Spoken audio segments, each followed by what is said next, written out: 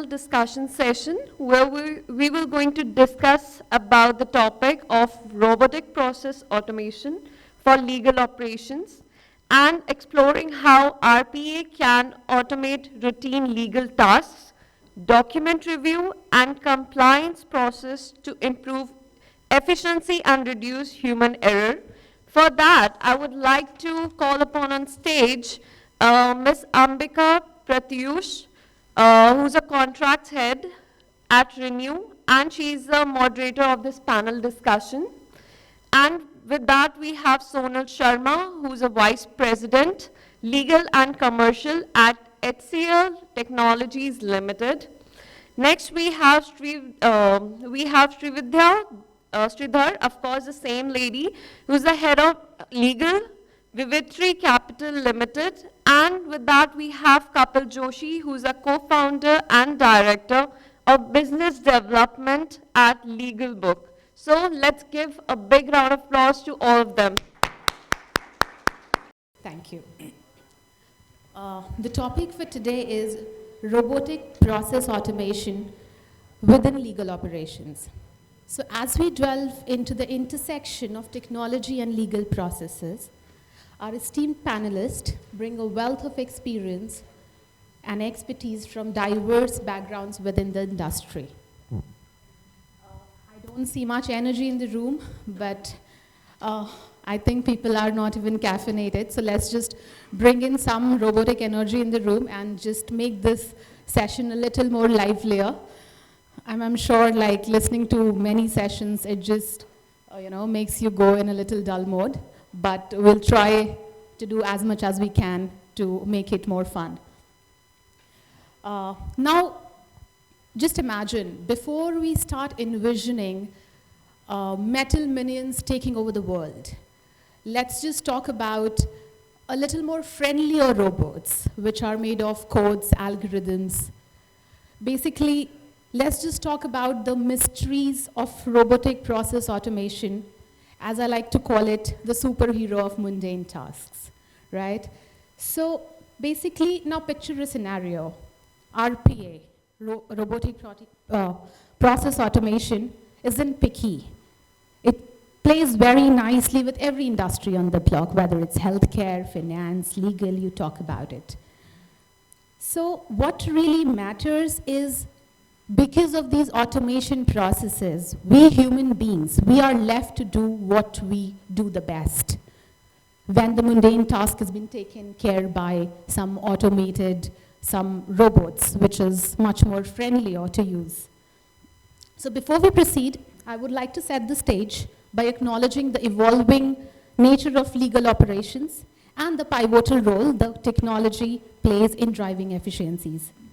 Now, without further ado, let's just turn our attention to our distinguished panelists who will guide us through the nuances of RPA implementation in legal operations. Would request the panelists to introduce themselves briefly, and then we can start with the session. Kapil. Hello, everyone. So my name is Kapil Joshi. I'm co-founder at Legalbook. I'm an attorney myself with experience in consulting and in-house, and now I'm heading a business at a product development company. That's about it. Looking forward to engaging with a wonderful panel. Thanks, Kapil. Hi, everyone. Good afternoon. I'm Sonal Sharma. I am Vice President, Legal and Commercial for HCL Technologies. I'm a 23-year here in legal profession with expertise in IT and pharma domain. So look forward to, again, have a meaningful conversation. Had a very interesting session. We've observed that morning regarding AI and the legal process automation. So this is, again, an added one to it. It might sound like a stretch, but it's the need of the hour for all of us. So very interesting indeed. Thank you, Sonal. Hi, I'm Srividhya. Repeat introduction for some. Sorry about that. I'm part of Viviriti Capital. I head the legal department there. I have been into the BFSI segment for approx 17 and odd years now. That's my main domain area. So looking forward to a interesting discussion going a little ahead from the last topic, surely, which was more based on technology. Yeah, I did point out a lot of negatives, but yeah, we'll give it a positive spin as well. We'll see how we can take it forward. Sure, thank you so much, panelists, for the introduction. So our first talking point revolves around the implementation of robotic process automation within legal operations. So I would request Kapil, can you please share your insights into the implementation of robotic process automation within legal operations? Also, how has RPA been perceived in the legal industry, considering it is often viewed as a cost center for most of the organizations? Are there specific challenges or successes that you may have encountered? You may want to shed light on that as well. Thank you. 3 questions rolled into one. But at the outset, I would like to clarify that RPA is not a magic wand that, overnight you will see efficiencies and fast-track operations, legal operations. The role of the legal counsel is very critical, even during the pre-implementation and the post-implementations of RPAs. The legal teams and the legal counsel need to spend time to create SOPs and actually execute those SOPs, not just with the legal teams, but other functional teams, like sales teams, purchases teams. They need to sit together and have a continuous dialogue of the workflow automation that they desire to implement through RPAs. And trust me, it's a great opportunity for legal counsels and legal teams with RPAs and AI tools made available to them to harness it and really change the old notion that the legal department is a cost center, so that they can proactively use it to bring in data-driven outcomes, which will help them to become profit centers. And I would just like to quote an example. I mean, there were 2 pharma companies I have seen, I cannot name them, very known in the market. Both of them in the similar time span implemented workflow automations and CLMs and data analytics in their organizations. One failed and one succeeded. The one who failed primarily because the SOPs that were devised, they were not really discussed with the functional teams. And also there was a lot of focus on the initiation to execution cycle. But the RPA, which along with AI, which could be well utilized for analytics and to review the legacy contracts, which can give them strategic inputs, was something which was ignored along the process.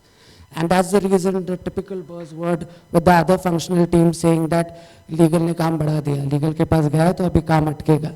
That's a notion, and I'm sure those who have worked in in-house counsel teams, we are not. We are actually trying to save you that this contract is going to land you in a soup. We are not really deal killers, as so it is the buzzword. But I think this is an excellent opportunity for legal teams which can use the RPAs to change this notion from deal killers to business enablers and pro-business solutions. And whereas the one who succeeded, that was a natural progression from the existing SOPs that they were following. So it's important that teams, before the implementation phase, spend enough time in Excel simulations and pilots before an RPA is implemented, which will really define the success of RPA. And that can be continued with ongoing trainings. That's about the implementation I would talk about. Thank you, Kapil. I'm sure the audience will be benefited by the thoughts that you have shared with all of us. So now moving on to our second issue, and rather second point. The synergy between RPA and artificial intelligence in legal operation is indeed a very fascinating subject. So I would request Srividhya to elaborate on how do you see RPA and artificial intelligence complementing each other. Could you also elaborate on the distinction between the RPA and AI and share instances where both technologies are integrated for enhanced efficiency? Yeah, so common, it's known, but what does an RPA do? It just helps you reduce your mundane task, right? So it is process driven. You need to feed in, it will give you a desired outcome. But AI, I'm making a big statement, has a mind of its own, though not ethical. Okay, when you feed something in an AI, it tries and checks the entire ecosystem for a result, and you have so much data that comes to your plate. It will give you the pros, cons, hundreds of things, some made up, because again, it lacks ethics. We have had a lot of discussion over this in the past also, where, judgments have been created by the AI on its own and stuff like that. So it's an interesting space. So this is that's an RPA. I'll tell you what are the examples of an RPA, specifically again in the BFSI segment. I'm sorry that I keep going back to that because that's my domain area. So in a bank and a financial institution, we have an invoice management system, not a legal tool. It is able to pick up an invoice, get the data, assimilate the data, put it in a form and manner that the bank or a financial organization requires. Similarly, in a bank or financial institution, you would have LMS kind of systems, which are again fed into for a desired outcome. So the outcome is what we are working towards to be able to build the RPA. AI is not that. AI is, I ask for a question and get multiple options, then I use my intelligence to be able to analyze it. That's exactly why I said that it has its mind, but it doesn't know where to implement it. It could give me a negative answer for a thing that I would not want one. So yeah, that's the difference on a use case basis. Yeah, Chat GPT, interesting. I'm sure you would have all tried. If you all have not, please try. It's interesting to see Chat GPT, what is the Copilot, Microsoft Copilot and all the others. These AI tools surely make our lives a little simpler in the sense it is able to record a Teams meeting, it minutize a Teams meeting for you real time. It helps you with presentations quick and fast. Now, all of this is not legal, okay? All that I spoke has no legal relevance, but it helps in better delivery of your work, because as a legal team, you are required to give presentations. As a legal team, you are required to have a minute for your meetings. As a legal team, you are looking for information, and out there you key in and you have that plethora of information which you would need to then cross-verify, check. I keep coming back to cross-verification and checking because I don't believe AI has the ability to determine what is right and wrong. So that's the difference. What was the next part of the question? I'm so sorry, I'm just... No worries. Could you elaborate on the distinction, this part you have covered, Yeah. and share instead what technologies are integrated for enhanced efficiency? Yeah. So Kapil took me through his own portal once, and it was quite interesting, to be honest. So it is a contract management system that they have built. As in-house lawyer, we surely also look at contract management as a big aspect. I just need a space to be able to store my document and it to give me a desired result of saying effectiveness kab khatam ho raha hai, arbitration provision hai, jurisdiction kya hai, etc., etc. But Kapil's system, it seems, does a little more. He says that it also allows the system to tell me that, oh, this is the clause that you should have ideally had in your document because your past document had it.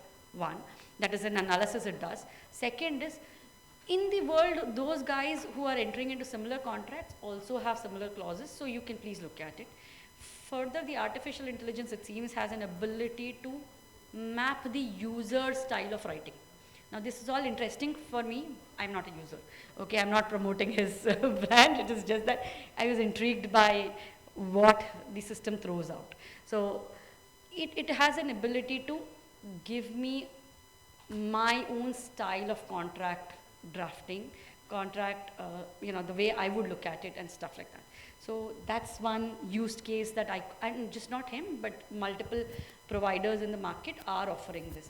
The other, I was just speaking to Matthew a while ago, they have systems which integrate with the court. So today, while it might have been automated for the court part of it, it will have an ability in future to be able to say, oh, these judgments would have this desired outcome or an X outcome, which he spoke about last year.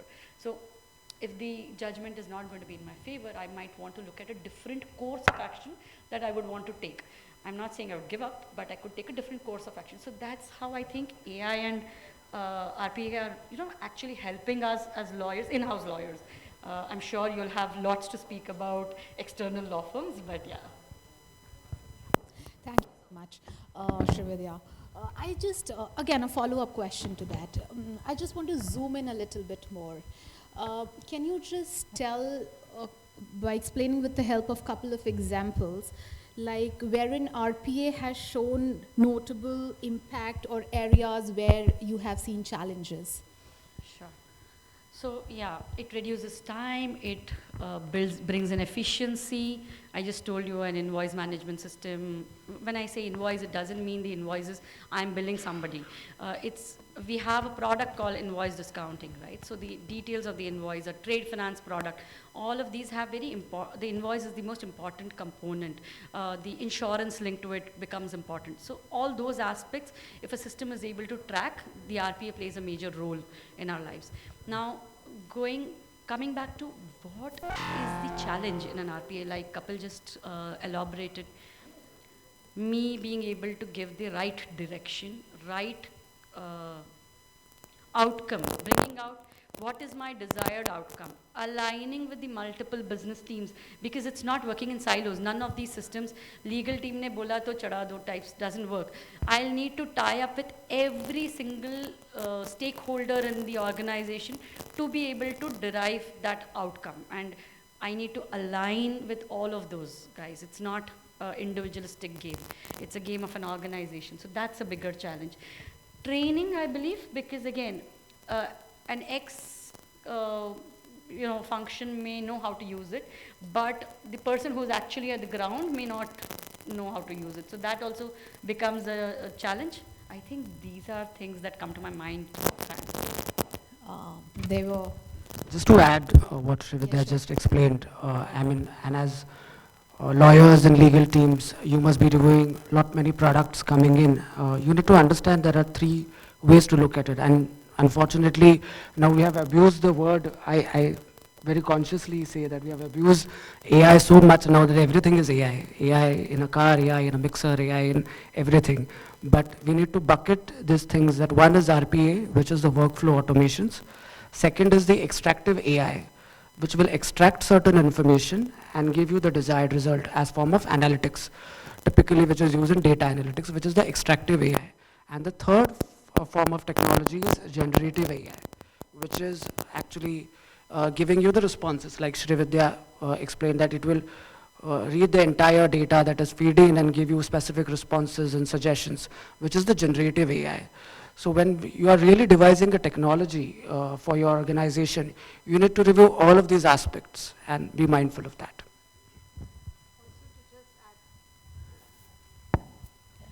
To add what Karthik and Srividhya said, that as he rightly said, that not everything is AI.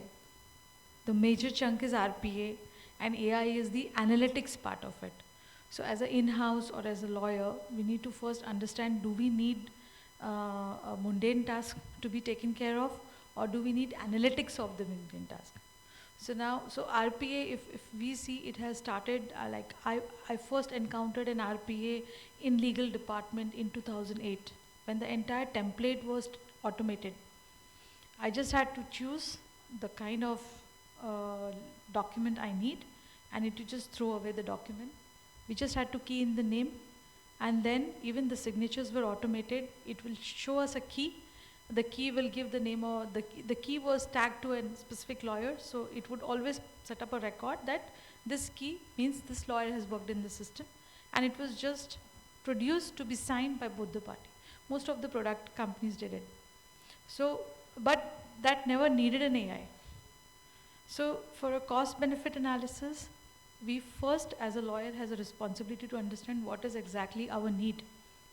Understand the technology. So we will have to educate ourselves first on the technological aspect, and then understand the need. As rightly said, first we need to, as practitioners, in-house counsel, we need to identify our needs, and once only we identify our needs, we shall move ahead with what exactly are requirements. Okay, taking a cue from that, Sonam, again, this question is to you. Let's just give us some insights into the global adoption of RPA in legal operations, basically highlighting the unique trends and approaches. How do implementations and successes of RPA in legal operations differ between India and other parts of the world? Thanks. So it's a big topic for me, and it's one of my favorite topics. So I'll start. So first RPA implementation I experienced myself was in 2008. I was the general counsel for a product company, and they had automated the entire template. There was no scope for any lawyer across worldwide to draft an agreement. There was an agreement which was there in the system. It was one-stop shop. That was the name of the system. So you just choose the category. It had services, it had licenses, it has maintenance, it had amendments. And everything was thought about. There was a think tank in 2000, so 2008 is when I became general counsel there, but it was much before implemented. There was a think tank who thought about every possible scenario and got a template ready. And that template was standardized. But again, it came from US. So the trends have started outside India, and now India is one of the leading economy in the world, so the trends are very much there in India. India is much more automated now as compared to other countries. But going back to the fundamentals, do we know our need? Because we meet a lot of service providers, we understand that. All of us are aspiring to get automated. I mean, say as a general counsel, as a legal head, the first thing that comes to me from my management is automate everything. Every aspect. Fair enough, we will automate. But what do we need to get out of it? Do we need analytics? Do we just need an RPA? And that's where the thin line of difference is. And that's where the lot of awareness about technology is needed. So we are a global organization. We all have a global exposure. Even if we are a company, a startup in India, we have a global exposure because our customer would be somewhere outside India and we need to cater to them. So trends are coming from outside India. It's a global trend. It is not going to go, it's not like a dot-com boom which will just vanish. It will grow further because now that's a need of the hour. But that's where, when we are having a technology partner, India, abroad, whatever, I think that's where, we first need, as a legal department or a legal lawyer, we first need to coach ourselves or to be aware of the technology. Don't shy away in asking, getting the awareness or a coaching or a training, because the technology firm who's coming to sell their product to you knows the system best, knows the automation best, and they know the technology. So when they describe you, I think it is much more meaningful, and then you understand that what the need be, what is the need and what exactly do we want. It optimizes cost, it optimizes effort, and it gives you the best result as the organization need. If I can ask the next question, sorry. Okay. The next question was, I think you've answered all. Oh, great. Thank you. Yeah. So basically, since you talk about the generic aspect of the need, identifying the needs, in your experience, can you just tell us about a best case scenario for the integration of RPA into legal operations? Contract management system. That's one of the best. And I think every company, law firm, everybody needs it or are using it in some form or the other. So if you go by statistics, 65% of the work in legal department is a mundane work. And we hire lawyers and lawyers and lawyers. So this is not going to reduce the demand further. But if we have a system, a contract management system, just one example, because it's the most common example and most popular example. If you have a contract management system which can give you a template, which can create a template for you, reducing down the error chances, and you just have to do a review work. It gives you certain output. It gives you precedence of certain clauses which you can use for negotiation. It has a playbook aspect in it. So your job is done. Then you can use your lawyer effectively and meaningfully for doing little more research work, enhancing the system. To answer your question in two ways. One is the common example is contract management, the most popular, and how we can go ahead with it. Yeah. Kapil, would you like to add anything to that? So Sonal covered it well. There are contract management, there are compliance management softwares, LMS. So there are many examples wherein the RPA technology is used precisely, to save on the operation cost and bring in that much more efficiency. Thank you. Lastly, we turn our gaze into the future. So again, Kapil, to you. If you can throw some lights considering the dynamic nature of technology, how do you envision the future of RPA in legal operations? Are there any emerging trends or advancements in RPA that legal professionals should be prepared for? Okay. So RPA is present, and RPA with AI is the future. And we realize it much earlier the better, because trust you me, and I have my old friend Chiranjeev sitting in the audience, and he can vouch for it because he comes from the tax domain. I mean, governments are talking with each other interdepartment. They have your data, and they are not working in silos. Unfortunately, we at the corporate side happen to work in silos, and we shy away from implementing systems. And that's the reason we need to come forward and implement the systems wherein the entire ecosystem of the corporate functions could come together and have decisions together. So RPI with AI would be the future. And I see, as a legal counsel, I think if I'm being asked, I would like to live in a future where there are multi-language modalities available, and lawyers in India and legal teams can serve the global functions, because we have the talent, and we have, I mean, after US, we have the highest number of practicing advocates. US is around 1.3, and we have much more. We have 1.5 million lawyers who are practicing and into the corporates. So we have the talent and we have the tech. So let's use it to our advantage, and wherein the legal teams can really work for a UAE or a German counterpart, and the contracts are getting translated from German to English and vice versa. And also there would be a level playing field, because at this juncture, the smaller organization, the SMBs, or a person who is a first generation lawyer and want to get into his own practice would have the limitation of knowledge and resources. And with the AI coming in, that is an option which is open to him. So I see a very interesting future, and let's see how we make good use of it. Just to add, we're in a process of having a global compliance. So our entire compliance will be automated for worldwide. It's a big project. It's a multilingual project. And so RPA would take care of the regular compliances. The system would also tell us the new trends emerging, best practices that the country is using, because it's not just India, it focuses all our geography across the world. And that would give us also a space and a room to think about that whether we can adopt these practices or not. This tool itself will give us that space.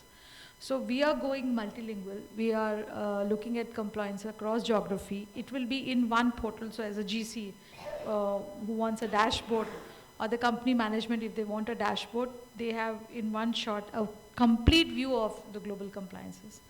It is going to be, it's one of our landmark project that we are currently working on, will be rolling out very soon, but this is something, it's a big success story from an RPA and AI standpoint. Thank you, Sonal. Thank you, Kapil. So, lastly, the room is open for questions.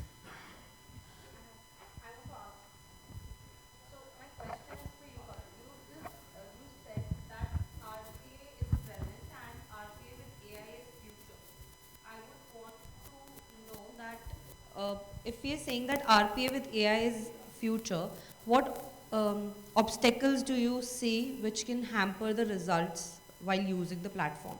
Because as I recall by the earlier panel discussion, and generally when we talk about AI, our main concern comes up that privacy is impacted, right? So how, I totally agree that GDPR is there, DPDP is also there, and we have laws coming up to govern the malfunctions, or I would say to govern certain frauds if something comes up. But I want to understand if we can have an overview of major obstacles which we can see of automation with AI integration. Yeah, so a couple of days back, I think, just 2 days back, there was an advisory issued from the IT ministry that there would be regulations coming in for the AI. And the companies who are working at beta models need to have permissions from the government. I know it's an advisory, but sooner or later it will be a law with a modified version. So that's the obstacle in a sense, because as you rightly pointed out, there are GDPRs in European Union. But again, I mean, with the amount of stringent regulation that they have missed the bus of AI evolution to US. So similarly, as in India, when everyone is looking up to India for the AI, regulations are welcome. They are necessary to ensure that the data, and especially when we are concerned about data, I think all of us are aware that we're concerned about the personal data, and that is something is to be regulated. And but it should not happen that the regulation supersedes the entire objective and the momentum that the AI has received in India. So regulate it, it's an evolutionary stage. Everyone is fidgeting and evolving with each passing day. But the government's role is very critical when they come up with certain regulations, which is an obstacle. And also it could be an enabler if the right energies and directions are put it into. So I see that as an industry, we should help government and give suggestions at this juncture itself, that what are the expectations and where the business is looking forward to take things ahead, so that government comes with a regulation which is sustainable and which will help the progress. So I think that's to answer your question. Yeah, it does. Thank you. Any other questions from anybody?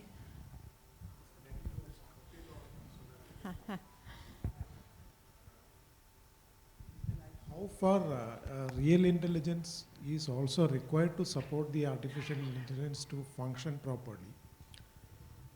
Maybe Vidya was just hinting that there can be situations where algorithm or in combination with several algorithms throw multiple what you call results. I'm just correlating to make you understand. When this Unicode started, means in the beginning stage, for example, if I write like this, I wanted to get it translated to Hindi. Please bear with me. If I write like this, it will say that Balu mere saath aaja. Because it doesn't know what is the meaning. There can be synonyms. So similarly, in a situation where there can be multiple what you call results for a particular scenario, how do you feel, or to what extent real intelligence is required to facilitate this kind of activities? So that's when I said the lawyer's job won't reduce, it'll increase. So you need a human to look at the answers and then choose the best one, you know. So even like RPA, AI, whatever it is, ultimately the user is a human. And that's when the human intelligence would be needed to pick the right. Because it may say Bhalu idhar hai, but whether I can choose that answer or not is my choice. You know? I hope I answered your question.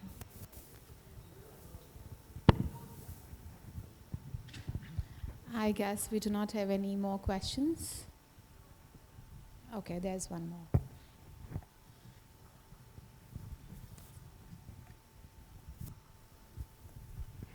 Good morning, ma'am.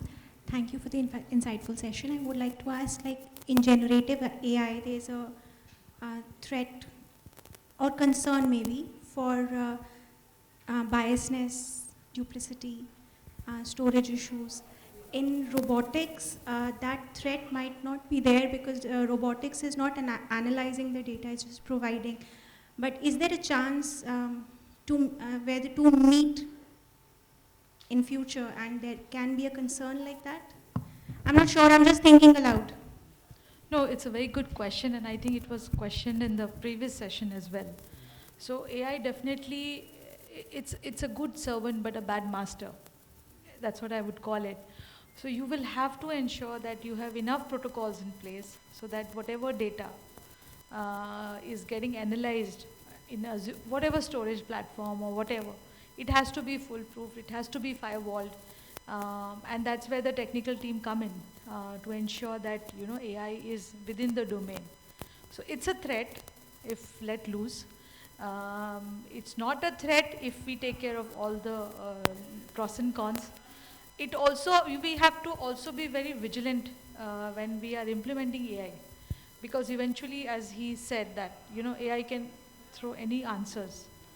It can create an havoc if you give a free access to multiple people and let them do their own analysis. So a lot of consideration has to be given in terms of the secrecy, the protection, access, whenever we are implementing AI. And that's why there are many tools which gives a very restricted access. So these threats are inherent, and that's why these points are taken. So just to add to what Sonal just said, as a a user has to be vigilant. I mean, just taking the cue from what Sonal just said, you cannot ignore the fact that there could be errors. AI is at a very nascent stage right now, and AI as companies who are marketing their products as AI powered should also be transparent with the accuracy that they are claiming, and the data labels that they are using. What is the process of data labeling that is happening in the background, because that will give the added confidence to the user. Having said that, when as lawyers we are using that information, at the end of the day it is an information. It's not a decision or a knowledge that you can implement as it is. I mean, with all due respect to Gen Z, without sounding myself very old, I mean, you take out an information from Google and use it as it is, it's not going to help you. It's an information. Similarly, if you are using a ChatGPT or a AI model to give you inputs on case laws or to give you suggestions, you need to be vigilant at where the data is coming from. You need to cross-check that. It's as similar as you are reading a printed material, and if there is a typo, I mean, you take that ownership and check where that data is coming from. And similarly, the AI models that are giving you the results, as lawyers, and that's our responsibility, that whatever we are quoting is verified and cited. So that's, I'd just like to add that. So just a small question, like we are trying to create awareness around in offices, in colleges, in schools, why is it not permitted down at the school level? Because children are going to use ChatGPT. I'm sure the older ones are using ChatGPT for getting their answers and everything. Why is that awareness should be at the school level also? It's not there. It's a wonderful suggestion, and yeah, it has to be in school. I think it is already coming in. I'm not aware of the recent school patterns and the syllabus, what they follow, but it would definitely come in schools and colleges as well. But despite of that, I think today's generation is very tech savvy, and they're already using ChatGPT to send poetry to their loved ones and girlfriends and all. All of that is already happening. So I feel that they're using it, but a more organized use in the education system is very much expected and required. Yeah. Thank you. On the lighter side, I think the schools have consulted the lawyer to understand if AI can be used for kids or not, That's why it's might getting delayed. Okay, we have one more question, a couple of them actually. We have exactly 5 minutes, so I mean, we can take maximum of 2 questions.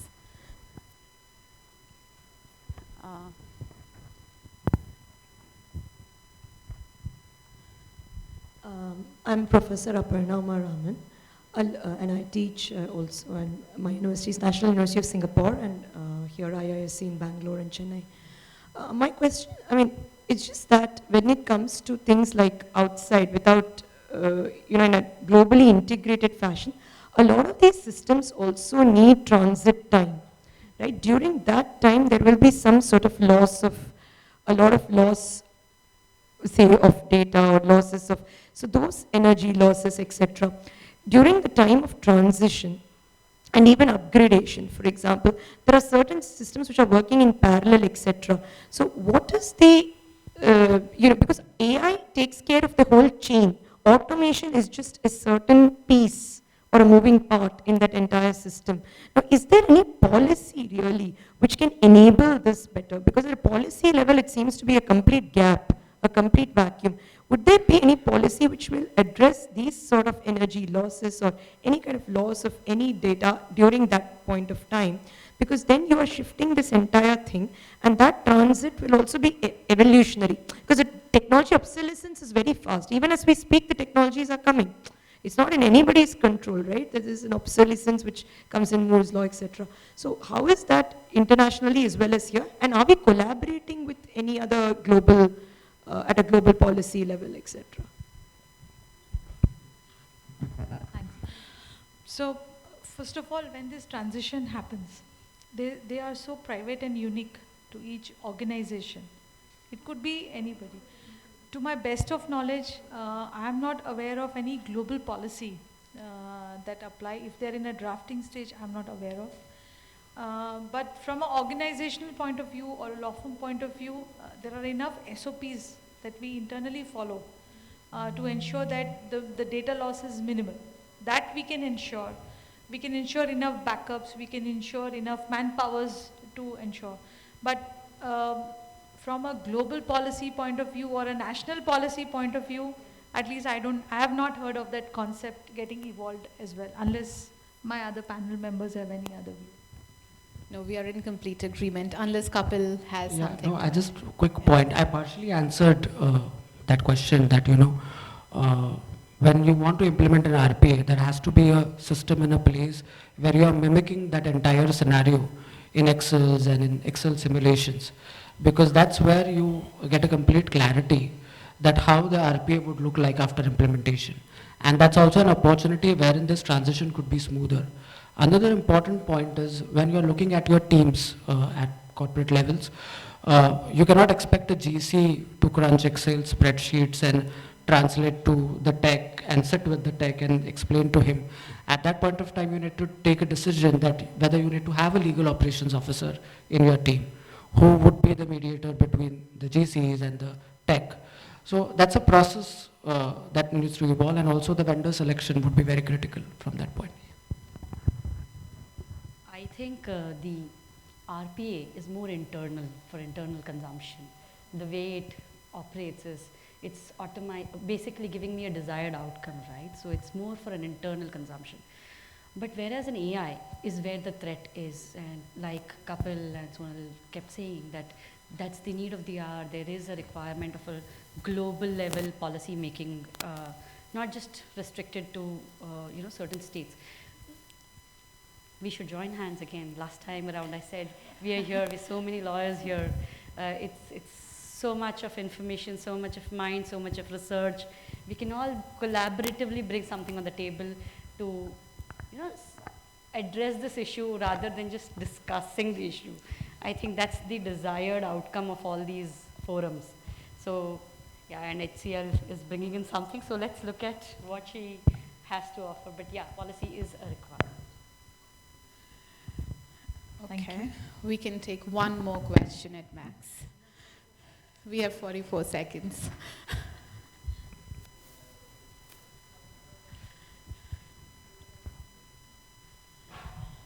Hi, good afternoon. My name is Pratiyush, advocate, practicing all over India and abroad. So let me start by saying that I'm what is called a certified technological dinosaur. At least I was. And AI has been of late coming into everybody's view, as has been RPA. People who know me will probably faint if I use such words in my general terminology, at least my son will. So I have a little question which probably has got to do with more of the basics. AI, stage 2, RPA, stage 1. Without digitization, how does AI even work? Okay, so unless you have everything digitized in the various courts or the various court systems, that would probably be the one that would really train AI. And there's a lot of talk about data privacy. Now, AI right now works on going on the World Wide Web, okay, and getting all kinds of inputs from whether it's right, wrong, blogs, legal websites, right? How do we kind of get the entire back end closed up into a closed circuit database set And so that the replies that we get from AI will be more accurate to what we as advocates would require rather than a generic knowledge. Okay? And RPA, how does it help? Okay, digitizing the entire process, because unless you digitize it, there's no way that AI is going to be accurate. So that's my observation.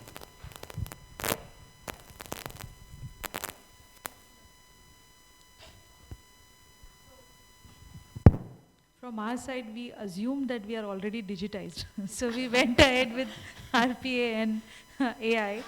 But yes, as you said, and you brought us back to the basic, that digitization is key, because everything starts from it. Yeah, because I was there in the Kerala High Court, and we were asked to make a presentation on AI to the honorable judges there. And they showed me around, and they showed the digitization process that's taking place. Yeah. There's a company that's doing it, and their target was 2025 to digitize everything up to 1999. They've just about completed 4 years. Okay, so we are still somewhere in 2021. The documents have been digitized, and they took me to the record room where some of the documents, which are some 50 years old, they probably will crumble if you touch them. That's right. In fact, I know it's time's up, but a very quick 1-minute example. We were negotiating a contract with the government of India in one of the legacy department. Big contract. It was talked about in Parliament a couple of years back in one of my organization. We did the best negotiation, applied all the brain. Towards the fag end of the negotiation, the government department officials came up with records which, if we would have digitized, it would have gone into 1 terabyte and beyond that. And they said, have you considered this in your negotiation? The time to digitize it and all. And this is also is part of scope. So I said, where is it written? I don't see it in your tender. He said, and etc. So the etc. was the digitization, and then the automation, and then bringing the government department on AI platform. And ironically, that contract went into litigation because of the digitization and the legacy data. So how important it is, and good, thank you for bringing us back to basic of digitization. Okay. So guys, with this thought-provoking questions and great insights from our panelists, let's just embark on this journey of integrating RPA into legal operations. And thank you all for joining. And the remaining questions can be asked by the panelists outside this room during the lunch break. Thank you all.